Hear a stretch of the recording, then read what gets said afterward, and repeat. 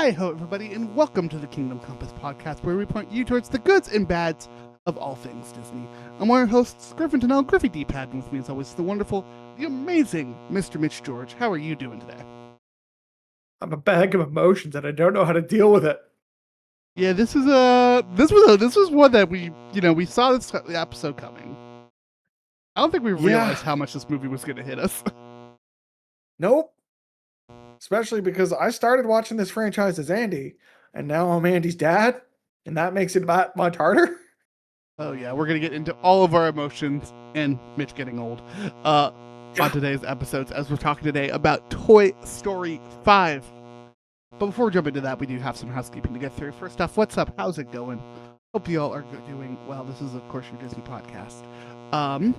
If you enjoyed us, first off, hey, thank you for listening. Thank you for coming out by, and thank you for hanging out. If you're listening to us on podcast services, hey, guess what? There is a YouTube channel where you can find us on video versions. And typically, I'm far better about updating that than I am about updating the podcast. So that's probably a better place to go, frankly.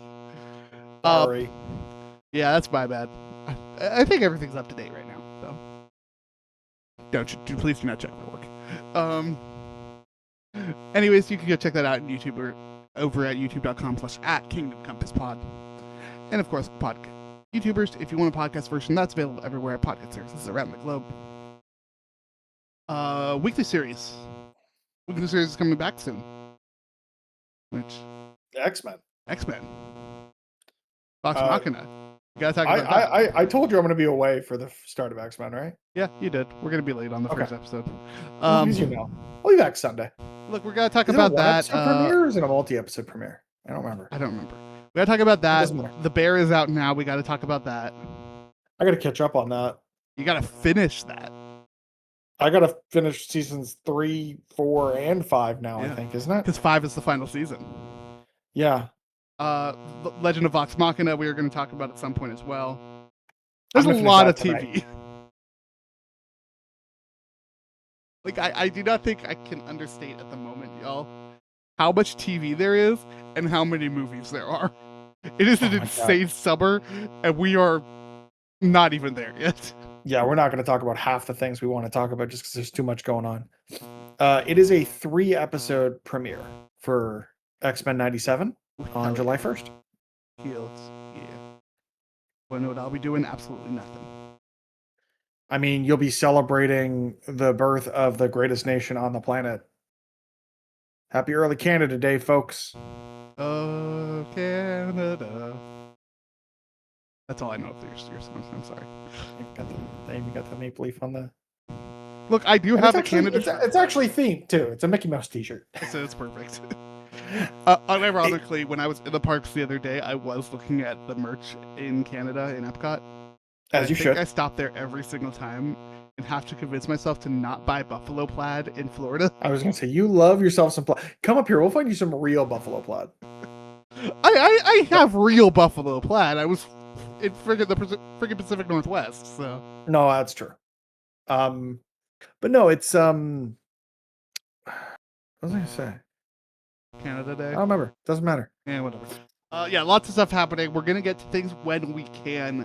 We got an episode of Hoppers we're trying to do at some point. We're going to talk about this. We want to talk about maybe Supergirl at some point. There's a lot happening.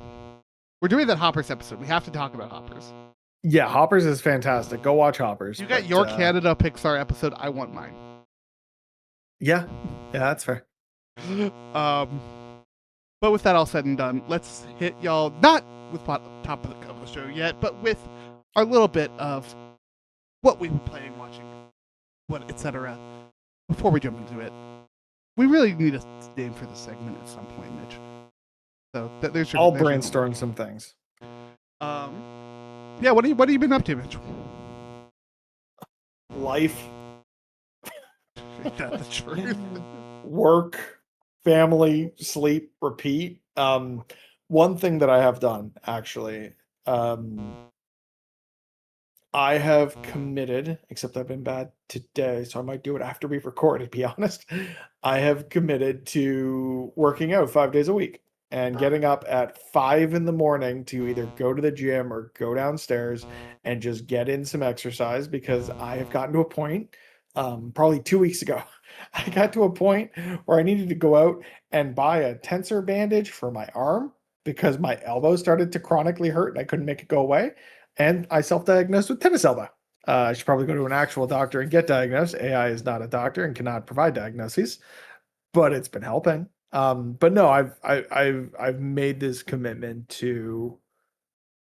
I mean, especially after this movie, of just like I need to be present. I need to be here and now, and uh, trying to make myself healthier is one way to go about doing that. And I've not really done that ever.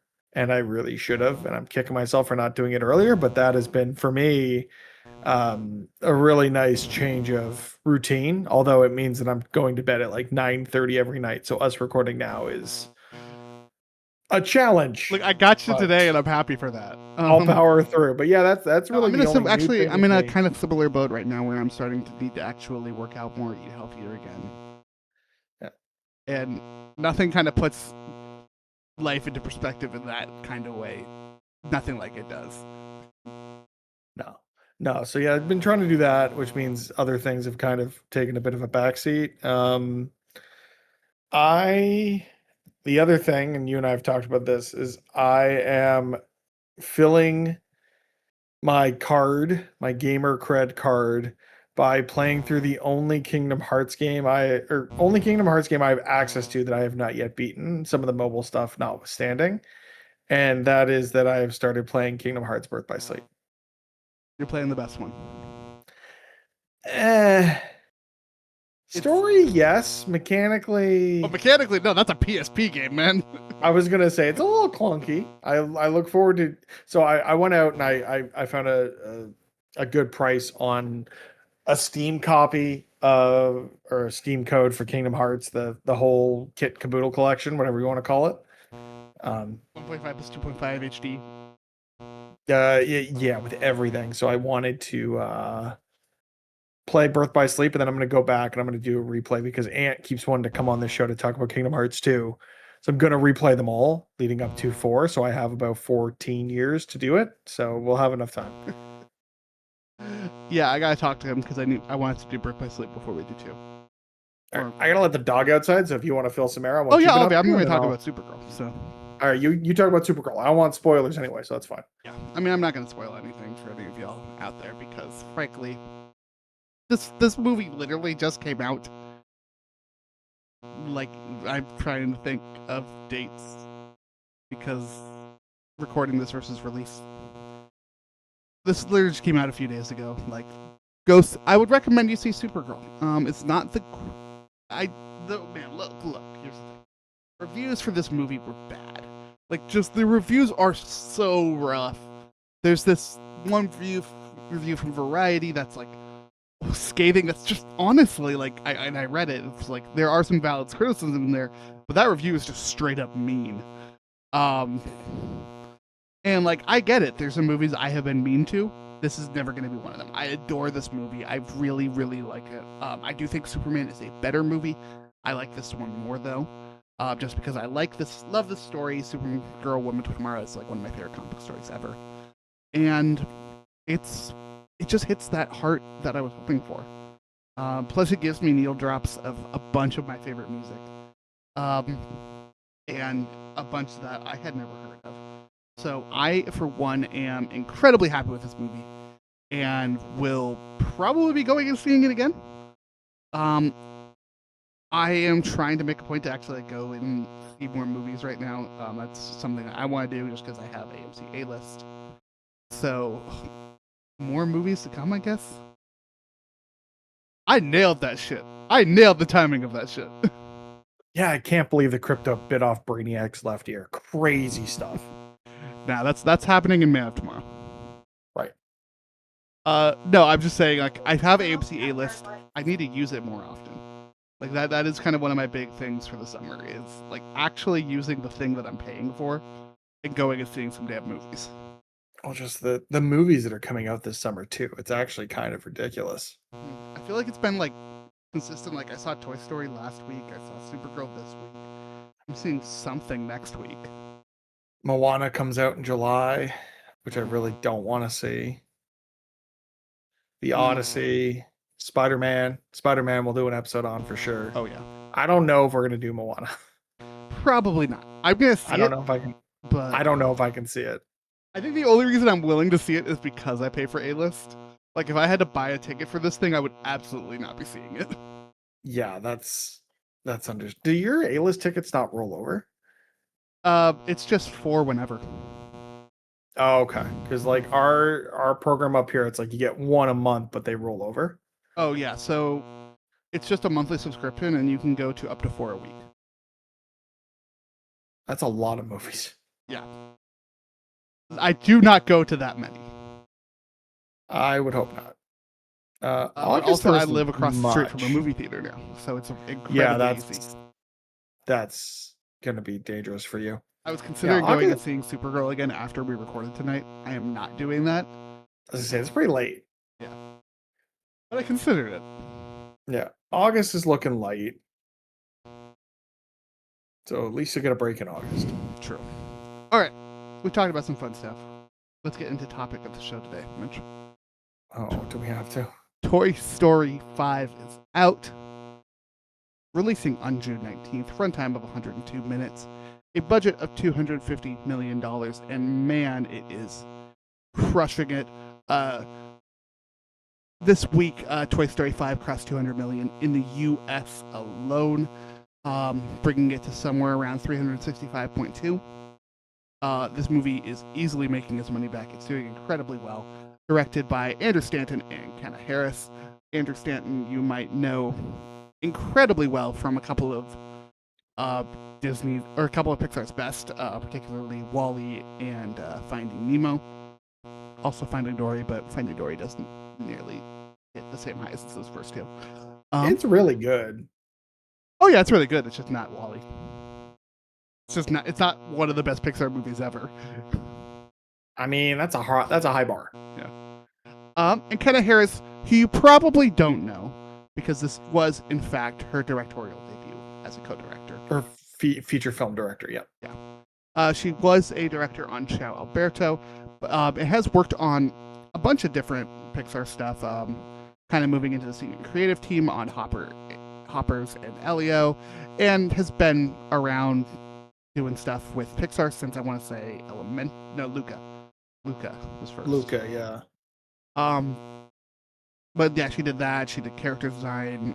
She was even over at regular Disney for a little bit. They are awesome. Sorry, I've been using their wrong pronouns. They do use they. What else we got here?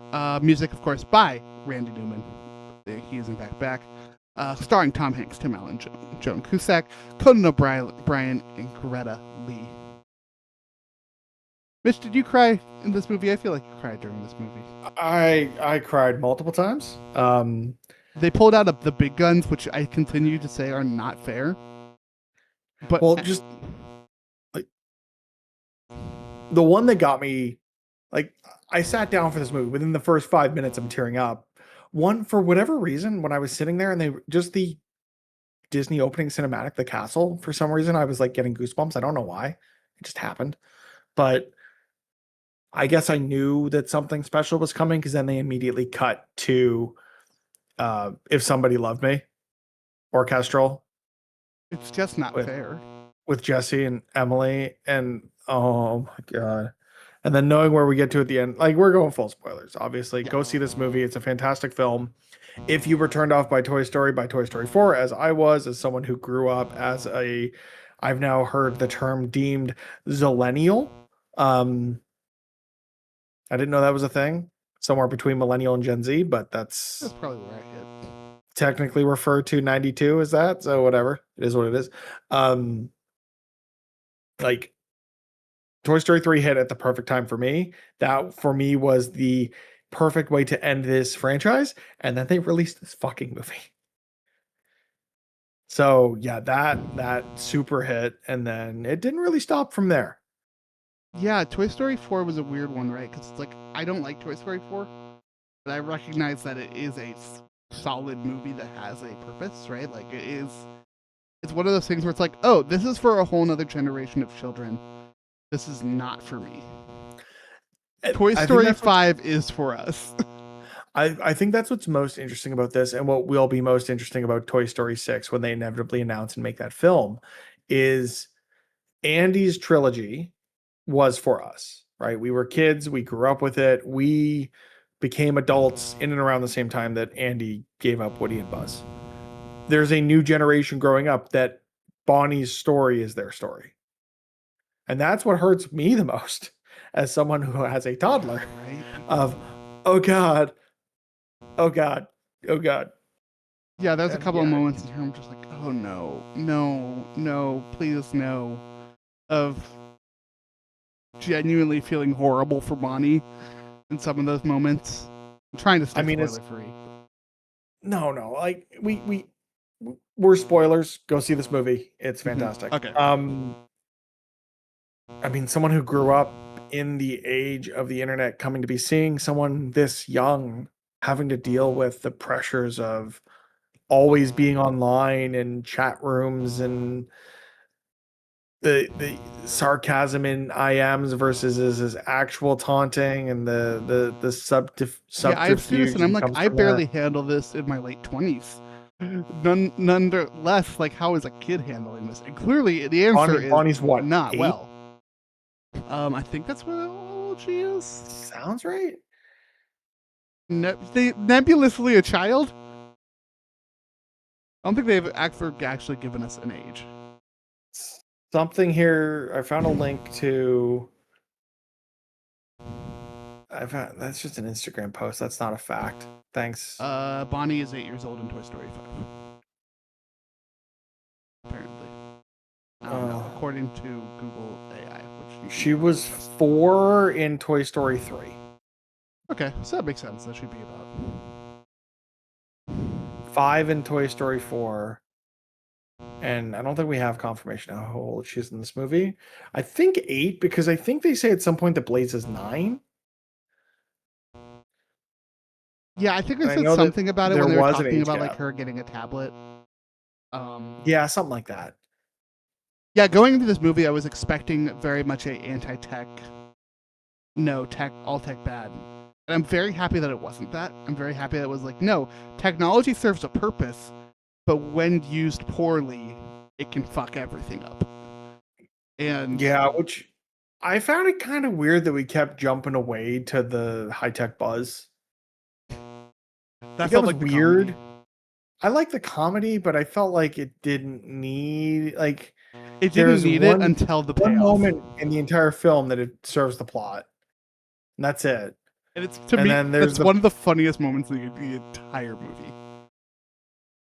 I think when the buzzes go into drone mode, genuinely, I am cackling in my seat. Yeah, I was kind of just slack-jawed. I didn't really know what to make of it. Because, I feel like there's a lot of stuff in this film that was... I mean, obviously, it is a film called Toy Story. It is made to sell a product a lot of the time. And that's why you find ways to write Woody into the plot. You find ways to write some of these characters into the plot, even though you see them for about 4 seconds. Shout out to Keanu Reeves and fellow Canadian Maddie Matheson for making that bag and having some voice lines. But we've got the characters that were played by Key and Peele. Just so we're clear, you also didn't realize that was Maddie in the movie, right? I did not. No. Okay, I'm glad I'm not alone. Just now. Good for him, though. I love that man. Between this and The Bear, he's killing it. He's got a good payday coming this year. But yeah, this film didn't need Woody. Similarly to how I don't think it needed the Buzz drones. They could have found another way to write them out of those situations. Yeah, the Buzz drones and Woody felt like, because when we first got pitched on Toy Story 5, the Buzzes were supposed to be the villains of the movie. Yeah. That was the only thing we knew about this. And so clearly they had them there and wanted to still use them. I think they used them in a way that while not necessarily important to the story, I thought was funny. Like, It was fine. I think it just the movie was 5 minutes longer than it needed to be, largely because of the Buzz subplot. yeah. But also, when your movie is 102 minutes, I'm fine with you giving a little bit of extra time to that. This movie moves at a crazy pace. It doesn't slow down. No, that's very true. And I think that those moments do break it up a little bit and give me a chance to catch my breath. And then, yeah, it ends with, like, I'm going straight to the ending. But that post-credit We always scene do. of all of the buzzes coming down from the heavens and giving themselves to children, only for one kid to have a Zurg toy, was an incredible joke. The likes of old school Pixar, like, genuinely hilarious. I cackled at that, but I also cackled at the teacher or the adult there being like, yes, "Oh, just this showing him. this like $400 or $500 toy because it is a drone, a fully functional drone, just fell out of the sky. Yes, I'm going to go and sell this on eBay. Like, why wouldn't I grab one of these things for my own kid or whatever?" Yeah, it was very much a C story, right? Like there's an A story here with Jesse, there's the B story here with Buzz and Woody, and then there's the C story here with the many buzzes. It's not And the many important, buzzes was but it's more funny. there for, like you said, they were there for comedic relief and an interlude to some of the heaviness. But also, we get that one scene where the one buzz is found by the family, and then okay, this is another time that I teared up because It was so I cute. read the Velveteen Rabbit to Owen like last week, and it made me tear up then. And then they're reading this book about a toy that just wants to come to life to a toy that is alive and just found his place. And I'm just like, oh my god, the emotions. So good. I love it so much. There's so much good in this movie. Kind of talking about like A story, B story, C story. The B story with Woody and Buzz was cute. It was fine.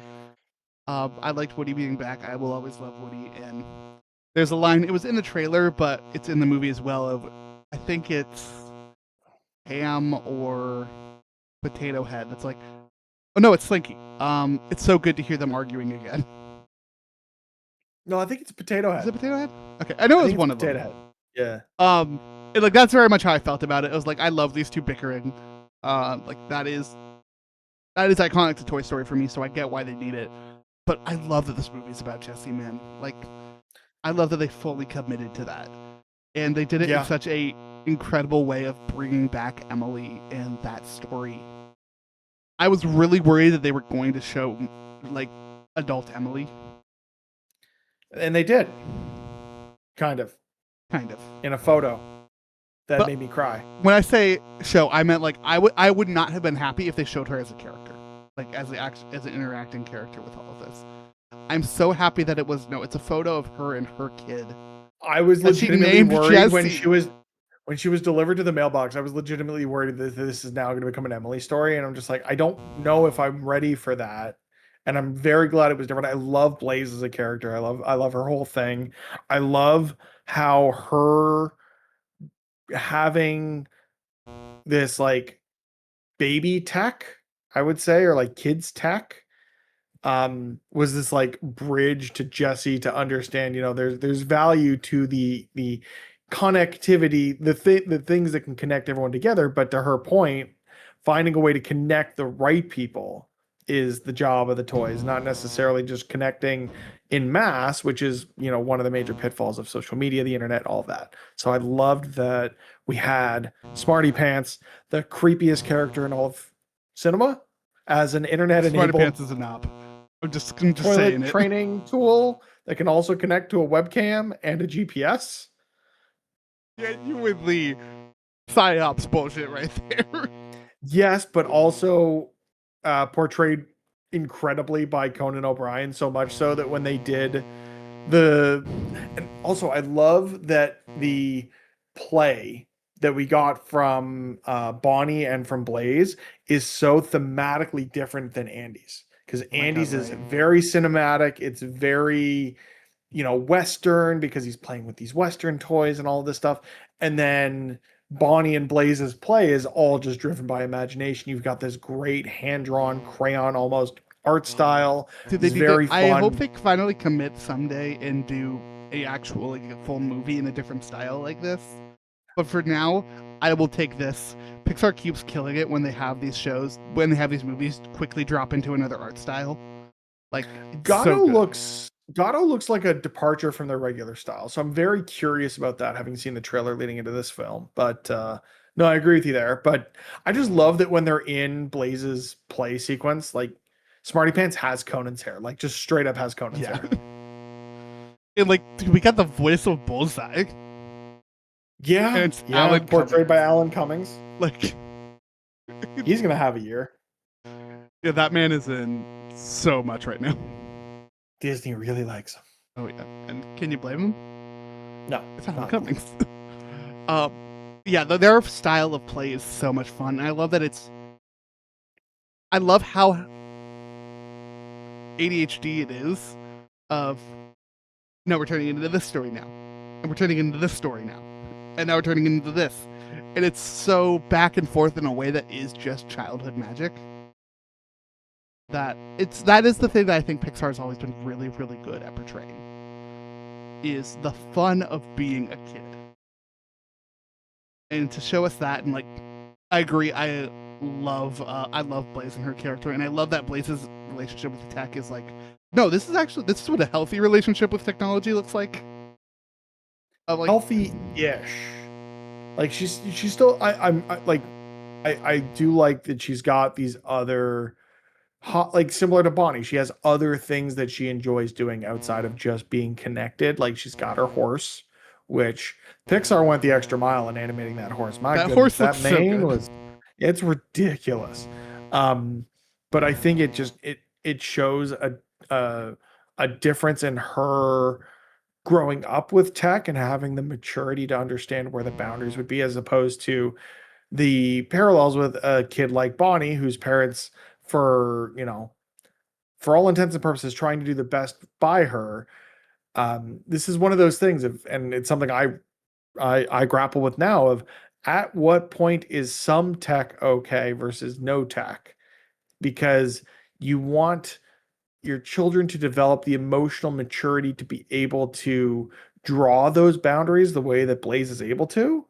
So you have to introduce it to be able to do so, because it's also so deeply integrated into our everyday lives, but you also don't want to do it in such a way that they become addicted to the thing. So trying to find that balance, and I think Blaze is a great example of where that balance can be found. Yeah, that balance is hard to find. I think even aside from childhood, it's a hard balance to find for anybody. Like, tech really is. There's a line here, right, where it's like, where Woody's like, yeah, toys are for play, but tech is for everything. Yeah. And it's like, yeah, it is everywhere, and there is a level of having to learn it, but how do you handle that? I do not envy you having to figure that out. No, and it's something all parents have to grapple with, and I will just do what we can to have that be a healthy relationship, but everyone's going to make mistakes. Yeah, there is. I think this handles it incredibly well, though. Of like, hey, here's the healthy side of it. It can be good for some things. It's not good for other things. Um, I know, like we mentioned it, but some of the tech is a little crazy. But I love seeing that old tech, like Atlas and Snappy. Like Smarty Oh my Pants is God, great. Like Coden is fantastic. But like just that old school tech of it's like, no, this like flip phone hippo that is a GPS and an old camera.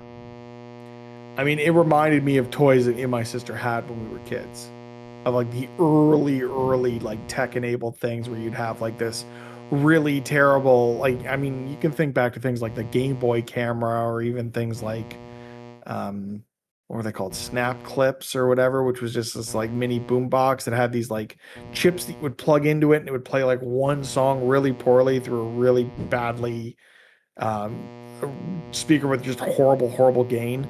Man, I yearn for those days where you could live carefree and just sit in the backyard. Oh, it was mini clips, not snap clips, mini clips. Sit in the backyard, my sister throwing her mini clips of Spice Girls wannabe or whatever the hell it was, and That's how I feel about not my have to think about the stresses of memory component shortages and what my next phone is going to cost, and the general unrest across the entire socioeconomic sphere of the global economy. And the other day I found an old Game Boy cartridge for the Pokemon show, but on Game Boy. Did you ever see these? Like the GBA Like cartridges? the GBA cartridges, yes. Yeah, I remember these. I didn't have any of them. I had one as a kid. I don't remember what. I think my parents bought it for me thinking that it was a video game.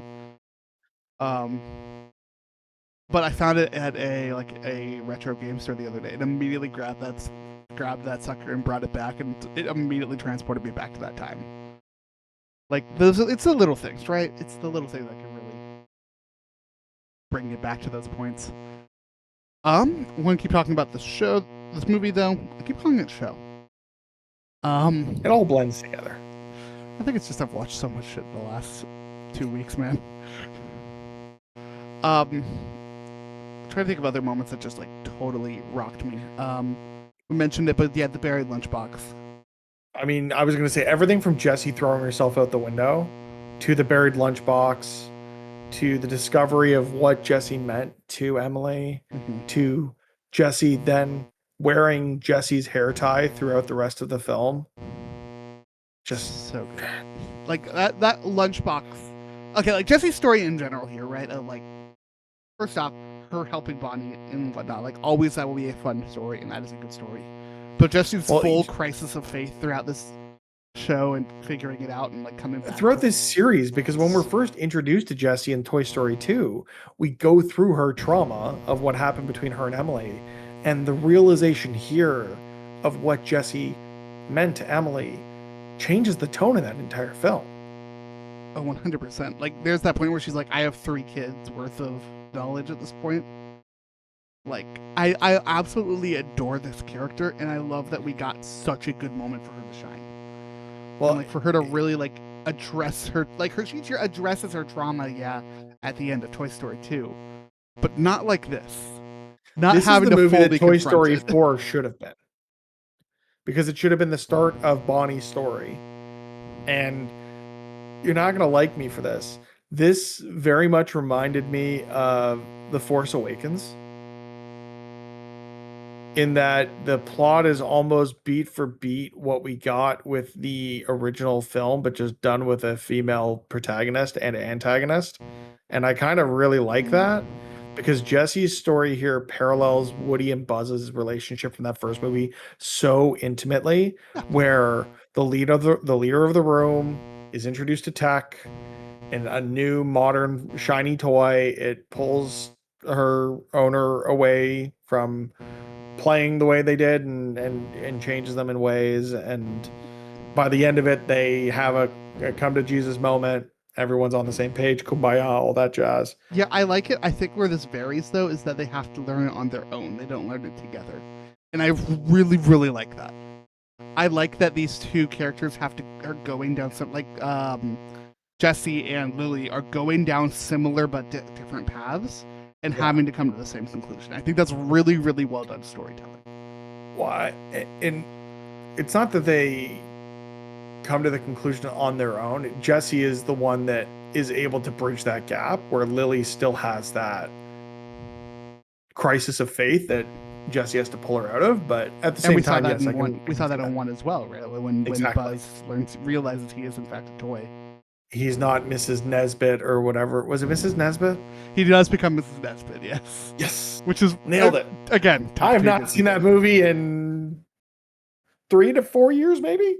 I've started it like 4 or 5 times before going to see this movie and fallen asleep within 20 minutes. Yeah, that's fair. Yeah, we mentioned it, but like Lily is such a fun character for this. Like, obviously Greta Lee is going to be incredible. It's Greta Lee, but she really did such a great work with this one of being like genuinely maliciously evil at the beginning of this movie to having this crisis of faith to no, I am going to help and we're going to figure this shit out. It was a very satisfying character arc for this frog tablet.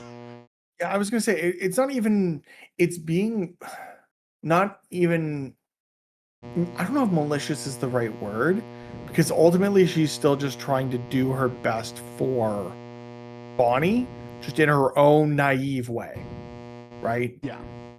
Feeling like she knows better than these toys that have been around the block. Maliciously evil is probably not the right word for it, but it does feel that way when she's straight up recording what they're saying. Yeah, but I do love that Woody and Buzz discover the Hey Siri of it all. So good. Did that and then them using the lizard to be able to interact with her screen. Oh, that poor lizard. Because I don't know if you caught it in the end credits, but the Oh, yeah. second lizard also died. They were on to the third lizard. Yeah.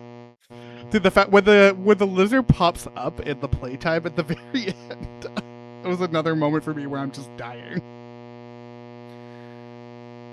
The comedy in this movie is so good. I got two more things I want to talk about. I don't know about you. I feel like the last one will probably both have things to say. So I got one thing. If you got anything, and then we can land on that. I mean, I just want to piece. talk about the general animation quality in general for this movie. I wanted to talk about the fact that I have a relative named James Dean or Jim Dean, and the pig's name in this movie is Jimmy Dean. And that was funny. You do know what that's a reference to, right? James Dean. Do you not know what Jimmy Dean is? No. Okay, this is one of those Canada versus America things. God damn it. So, should I Google it? Jimmy Dean is a breakfast sausage company. Oh. Oh. I love this so much. Oh. Yeah, we don't have that here. We have Johnsonsville. Yeah, we have those too. Jimmy Dean's not a thing here. Jimmy Dean is a breakfast sausage company. They make like breakfast sandwiches, freezer breakfast sandwiches and stuff. My little brother loved these things growing up. Yeah, no, not a thing in Canada. Oh. Yeah, it's not a reference to James Dean. I enjoyed that part of it at least. I did not understand that it was also a reference to a breakfast sausage, which I am now going to tease my relative immensely about. Oh, please do. That's incredible. I mean, he always gave me a hard time. He was one of the uncles that gave me a hard time when I started dating my wife, so I can give him a hard time about being named after a breakfast sausage. Yeah, I want to talk about the animation quality. We mentioned the horse, but yeah, like Jimmy, the toys, the humans, everyone's animated slightly differently. And I think it plays really, really well. The landscapes are absolutely gorgeous. This is one of Pixar's most beautiful films to me. Like the shot of like them overlooking the hill that the tire swing is on, so good. Or all of the horses running through the grass. Like there is not a bad looking shot in this movie. One thing I'm surprised by is that the modern Buzzes were all the same as our Buzz and not modeled after Chris Evans' Buzz Lightyear. That would have been an interesting way to take it. Like I get that the movie, like that movie is the story of the thing that the toy is based. I don't know. It's a whole thing. I would presume that they want to distance themselves from Lightyear, considering how bad Lightyear did. I liked Lightyear a lot. Oh yeah, we had fun with it. It's not a good movie, but it's fun. No, it's Interstellar if the time dilation is worse. I hated that. Only because I love Interstellar. I do too. I kind of want to rewatch it. It's been a while. Sci-fi in general, man. Sci-fi is awesome. I love sci-fi. I still got to see Project Hail Mary. You really do. I really do, but I want to read the book first. My sister has a copy. She's moving this weekend, and I've got a week away. I might actually see if I can get that book off her. I would tell you that it is worth reading the book. Like Project Hail Mary is my favorite movie of the year. Yeah, I want to read the book first. So my sister has a copy. I think I'm going to try to borrow it and get through it this week. But I also I have The Long Halloween that I want to read for the first time. Batman: The Long Halloween, for those that weren't aware, as well as couple of non-fiction books that I want to read, mostly because it makes me feel better about my job, hearing about people whose jobs are worse. Yeah, it's a weirdly cathartic. Unfortunately, yeah. But I feel like we need to do an episode at some point about your comic book run, because you've gone through some incredible books. I'm almost through Zdarsky's run of Daredevil. Actually, I think I'm actually through Zdarsky's run of Daredevil. I don't think there's any more left. Have you gotten to the breakout? I finished Seven Criminals. I finished Court of Owls for the first time. Nice. Yeah, there's been a few. Here's next on your reading list. Young Avengers, all right, let me go see if I can get it from my library. Yes, I just have this available at all times. I'm not surprised. But yeah, I really want to get through Project Hail Mary because I want to watch that film pretty badly. But yeah, I'm no, struggling it's to a get this back on great the time to be a bookshelf. sci-fi fan. Yeah, especially that and like Supergirl right now. I think sci-fi is really in a good spot. Okay, you got one more thing you want to talk about besides Jimmy Dean? I'm not a Swiftie, but by the end of this movie, Man, I was sounds playing good. that goddamn song on repeat. If she does not win the Oscar for this, I'm going to be shocked. She's got to be that much closer to that EGOT, because my God, is that song catchy, poignant, and really fucking emotional. So I'm not a Swiftie, but I do still like Taylor Swift. I haven't loved a lot of her more recent stuff. I love this song. It feels like old school Taylor Swift a little bit. Maybe it's just because it's not quite as poppy. It's a little more country, but it's somewhere in between in the way that a lot of her stuff is. God, the song hits. I was very surprised that the song was only in the credits. That is my. I'm not. It didn't seem like there was anywhere else that it really fit, especially with them using Jesse's song from Toy Story 2. Yeah, which I think was a better choice. Oh, agreed. Honestly, but it was more just the way that they were hyping up that it's like, oh, Taylor Swift is doing a song in Toy Story 5. Like, oh, I was like, okay, so this is going to be part of the song. This is going to be part of the story. And the fact that it's like, no, it's kind of about the story, but it's also kind of its own thing. It's on my rotation now. It's such a good song. I've definitely popped over into the Disney Hits playlist on Apple Music more than once since I saw this movie, specifically to start my my shuffle session with that song. Yeah, this is currently on a playlist for me.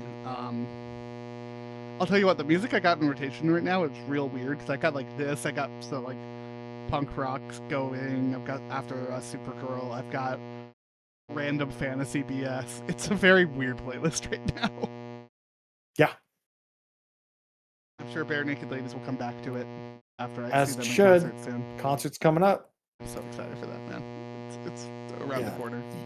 You're gonna have to let me know exactly what volumes of that Young Avengers book I gotta find, because I found a couple of them, but I think it might jump around authors and stuff through that run. So I'll need to just make sure I'm checking out the right books, because I went based on that first author I read, but I want to make sure that I just get them all. Yeah, it would have been Kieran Gillen. Our library is great, but it doesn't have a great filtering. Yeah, I think it's just. I don't know. Let's look at it. We'll figure it out after. Let's wrap this up. Anyways, this is a good book. Oh, I should read this book. Anyways, Toy Story 5. Incredible. Probably one of the best movies I've seen this year. I put it in my top 5 for sure. Like, genuinely incredibly happy with this movie. If you are still here and have not seen it yet, you need to go see it. It is incredibly worth it. We gave people spoiler warnings. No, I meant sorry that you listened to us instead of just going and seeing the movie. Any last bits before we wrap this up, Mitch? I found the book on Amazon, so I can probably figure out exactly what volumes I need to borrow from the library to fill the gaps here. Yeah, there you go. All right, folks, we're going to wrap this one up. Thank you very, very much for coming and hanging out with us. We will see y'all in the next episode, but until then, be good to each other and have a magical day. And you've got a friend in me.